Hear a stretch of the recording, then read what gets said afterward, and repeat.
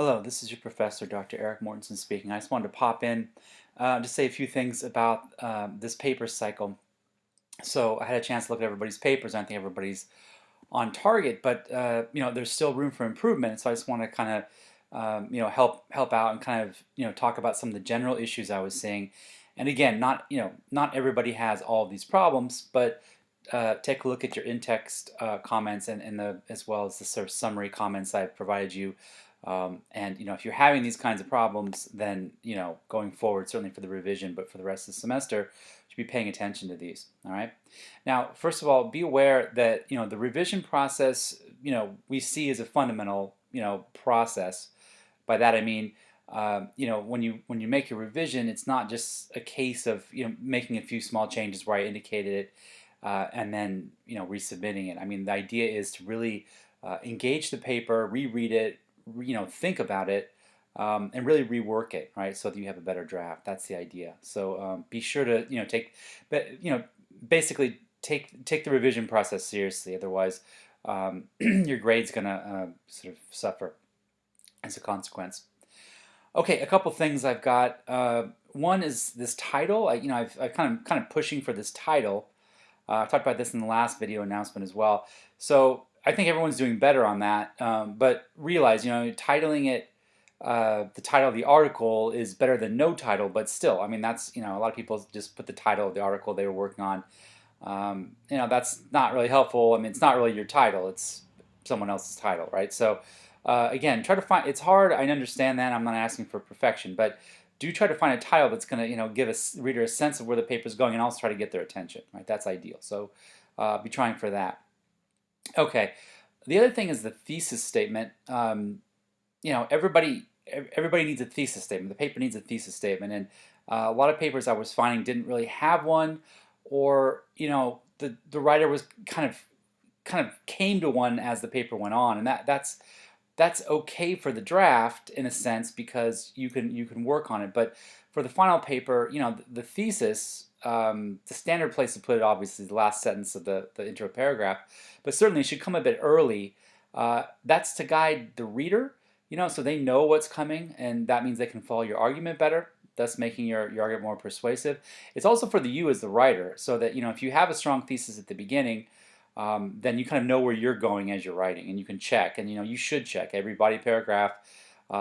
Each body paragraph should be its own major idea, one idea per paragraph, I like to say, and that idea should be linked back up to the thesis. It should help prove the thesis, right? So each body paragraph is sort of a mini essay in itself, and a TEAR, the tear, a tear paragraph that then links back up to the thesis. So obviously, if you don't have a thesis at the beginning, it's the paper loses direction very quickly, and that happened to a few of you. So be careful, right? Okay, sources. So a few things here. The main one is engage the article. Some people didn't engage the article, which I find a bit strange. Co-sleeping. Should you sleep with your baby? I understand that a lot of people have anecdotal evidence, as I do. But I have a kid, so I can talk about that, right? We can all talk about this. That's fine, but it's also this assignment is also based on an article that you read, and first of all, you should address that article, and secondly, these articles have quite a bit of useful information that you can cite, right? So a few people were giving me papers where they didn't really talk about the article at all, just their ideas, not really backed up. There's no data. Okay. Sure, but that's not really a persuasive paper, right? If you're going to make generalizations about something dangerous or safe, well, I mean, numbers would help, right? I mean, so the expert opinion would help. So be sure to engage the article. I'm not saying the article has to drive everything. I mean, it's your paper, but you should be referencing it, and you should reference, the title and the author early on, and go back to it, right? And again, use it for data that you want to include to make your point. Again, you don't have to agree with the article. It doesn't have to be complete agreement or dismissal, but it should be some kind of engagement. In terms of sources, a lot of people, had quotes and didn't cite them. If you have information even from the article, it has to be cited, right? Technically, that's plagiarism, right? Because you're taking someone else's information and using it as your own, and it's not your own. Okay, so we have a section, APA citation is in the course material, so please take a look, and that shows you how to do it.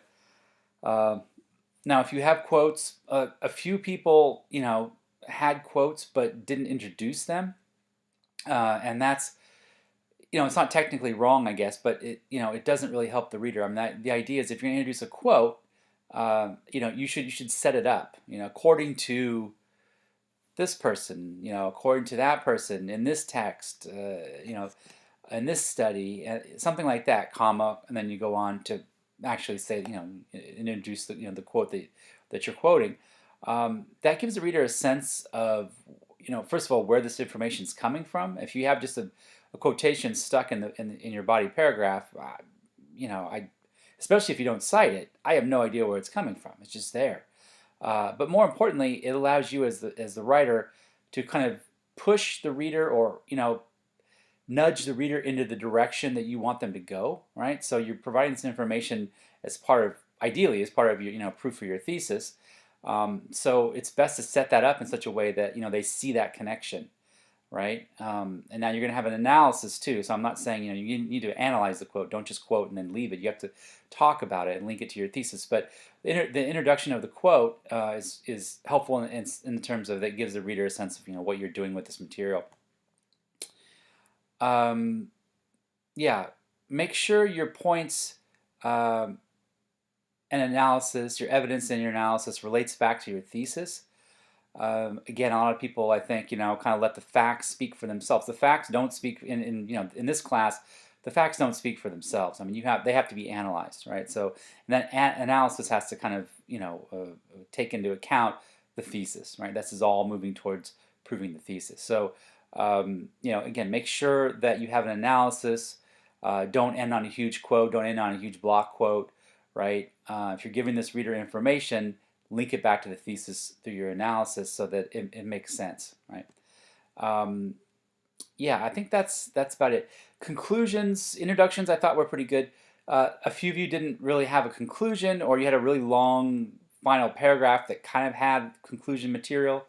But also raise new points. I mean, remember, the conclusion typically doesn't sort of raise. You're not quoting anything. You're not providing evidence there really so much.